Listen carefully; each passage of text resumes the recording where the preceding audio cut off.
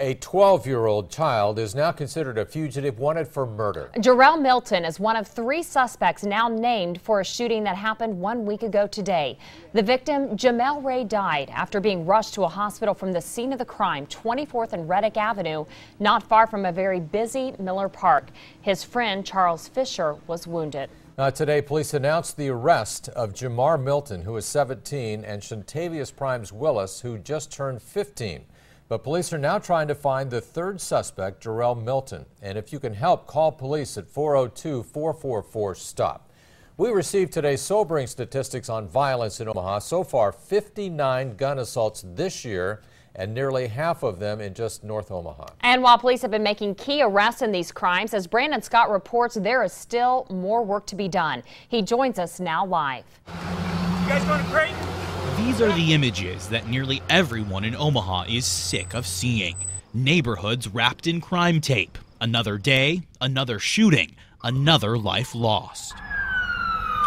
From the May afternoon firefight that killed Officer Kerry Orozco to last week's latest round of senseless violence, a murder with children wanted in connection with the crime.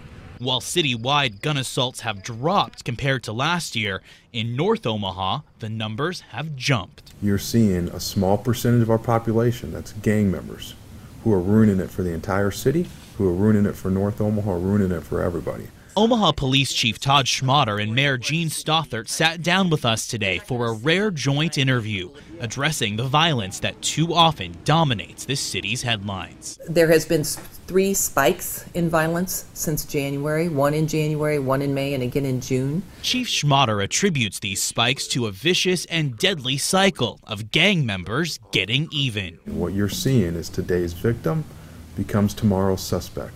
And this cycle of these outbreaks of violence are simply gang and gun violence and retaliation. You will never arrest yourself out of the situation. Both the mayor and the chief believe this could be the solution.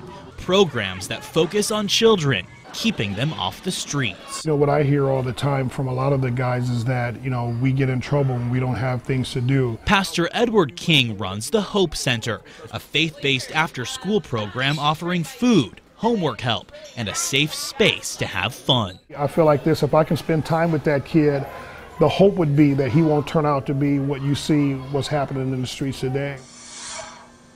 And again, the chief told me today that curbing this violent crime isn't something that he and his officers can do on their own.